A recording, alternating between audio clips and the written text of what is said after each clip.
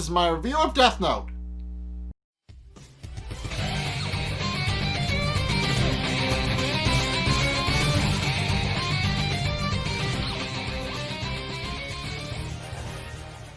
Okay, so starting off the episode, the biggest development of this episode I should bring up is there's a third Kira, and Rem is helping them.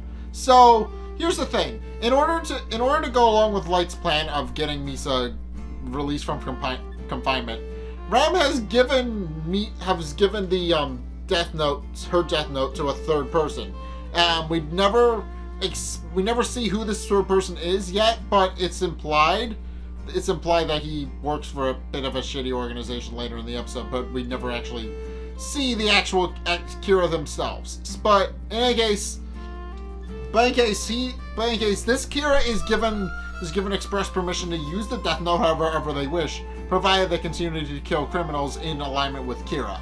And sure enough, and Ram also points out that in his position, in this kind of business he's in, this would be a good business opportunity. And the guy just smiles. So we never actually see his face, but we know that he is indeed responsible for the Kira killings going forward that have been going on for the past month, apparently, because apparently L has kept Misa and Light in confinement for over a month, 50 days as a matter of fact, and he is no closer to actually figuring out if either of them is Kira. So, and eventually, Aizawa and Matsuda finally can bring up their grievances with L, pointing out that he's been dwelling on the fact that one of them has to be Kira for over a month, and he's no closer to actually solving the case this way.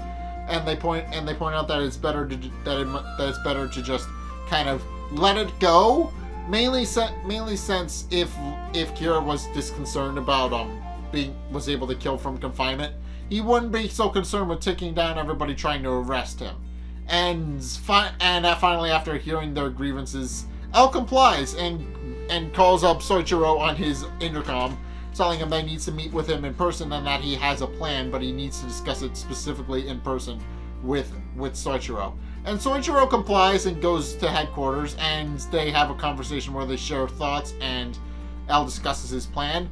We never actually hear the plan until later in the episode, but it's implied from Soichiro's face that he's not going to be too happy with going through with this. So, but in case, yeah, shortly after the conversation, Soichiro with Misa in his backseat head to another facility, and on the route there, Misa implies that she thinks that Soichiro might be her stalker, when in actuality Soichiro is a cop. He reveals that fact to Misa, and her memories are partially restored. She remembers being arrested, but she doesn't really remember much beyond that. So she has her memories partially restored from when she was arrested, but doesn't fully remember her whole deal with the Death Note.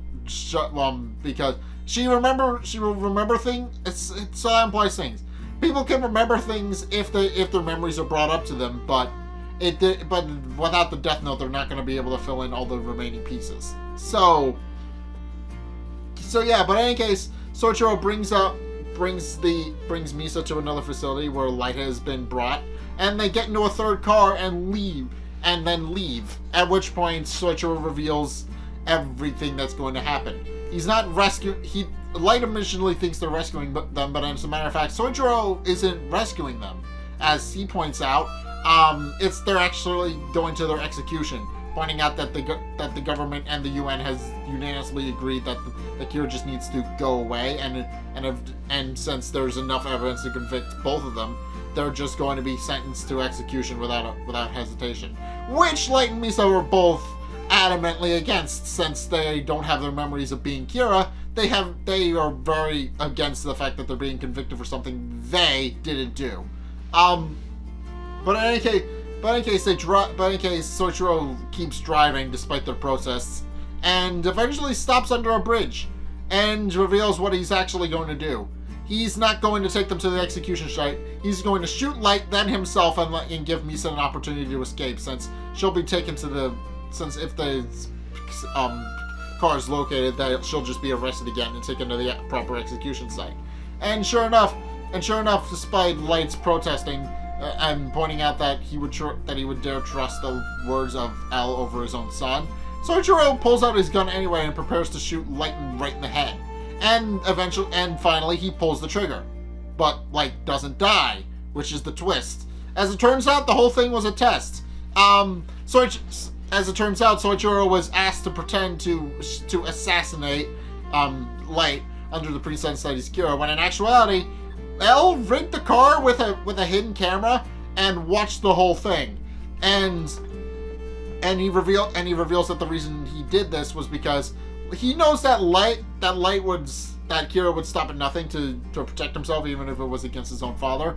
And Misa only needs to see a person's face to kill them, and doesn't know who Soichiro Yagami is, so she would be able to kill him as well.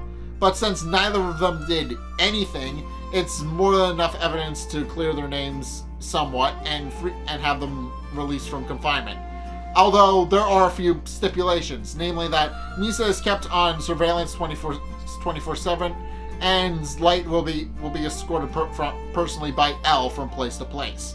So, and Light is happy with the fact that he gets to work with L, mainly because it means that he'll be able to clear his name, even though we know for a fact that he's Kira and doesn't have his memories at the moment. So in any case, they go back to headquarters, and it's revealed what L actually meant. He has a really, really long shackle that he just clips to both his wrist and Light's wrist, and it gives them enough free of a movement to move around, but they're basically joined at the hip now.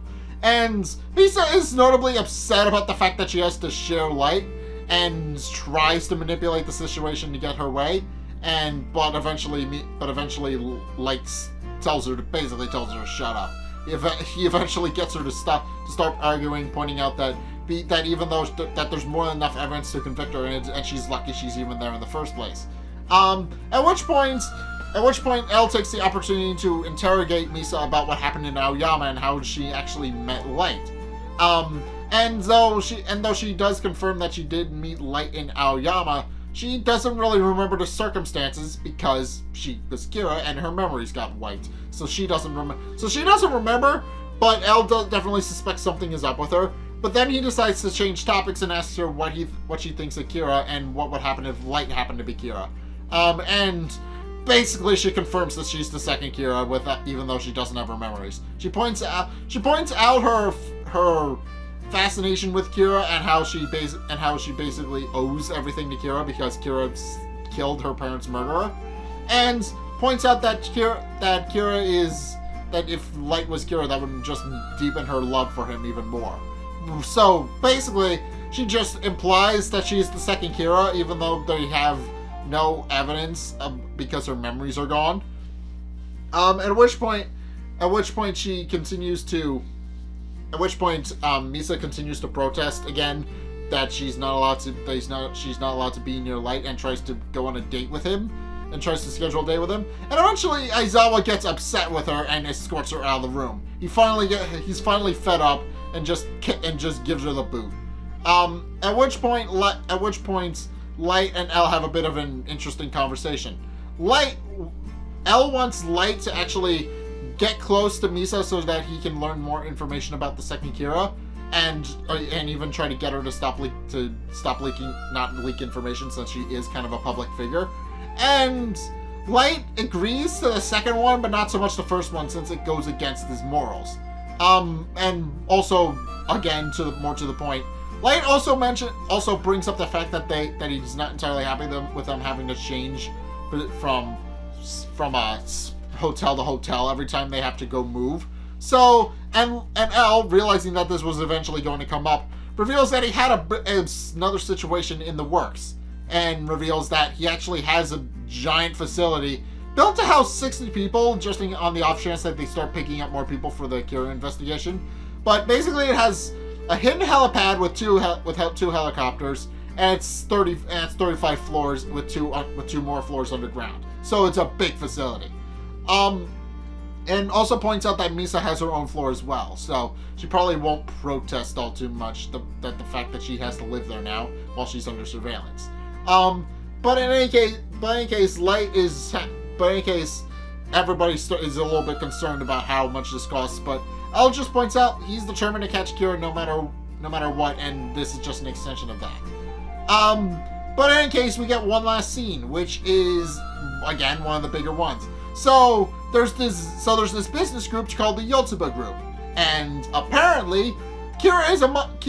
I implied this earlier in the review, but apparently Kira is among them. It's never actually stated which one is Kira, but it's heavily implied that Kira has started killing people in accordance with the group to try and eliminate their competition, and the 8 people in charge of upper management are one of the 8 people in upper management is responsible for the killings, and also they've started to discuss who Kira will kill today, which Rem, who's in the room watching this, remarks is kind of a disgusting deal, and that humans are just disgusting. So yeah, it's implied that the Yotsuba group someone in the Yotsuba group is the third Kira. We don't ever actually learn who in this episode, but it's implied that their actions are going to have a bigger impact on the plot as the third Kira starts killing people in accordance with the Yotsuba group, which I'm pretty sure is going to be a big red flag that, hey, Kira is in this building. Kira works for us.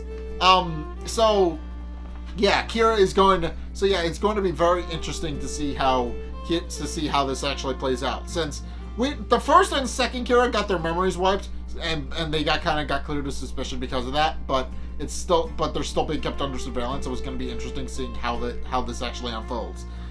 So Light, i.e. the first Kira, is going to be helping with the investigation he started, and that's going to be interesting.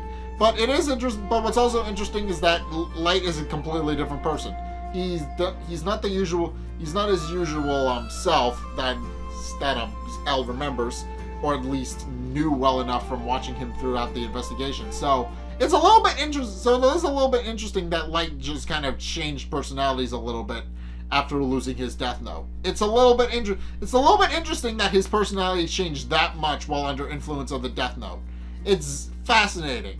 It's just a little bit weird that Light would change that much. I mean, granted, he's killed a bunch of people, so I would imagine that would change people at least somewhat. I've never killed anybody. Don't ask me about that. I'm not an expert on that.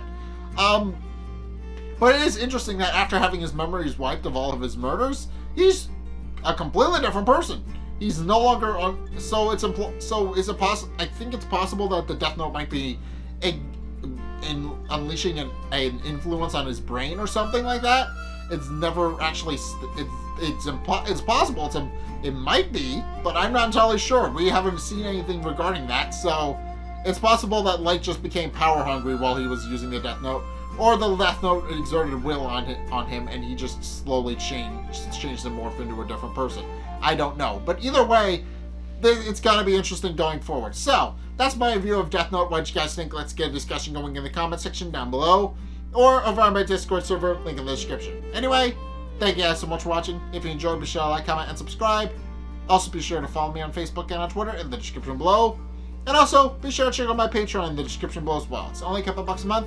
It really helps me out, and you guys get access to a bunch of cool perks that I'm always saying thanks. So be sure to check those out in the description below as well. But in any case, thank you guys so much for watching. And until next time, I will see you guys in the next video. Peace!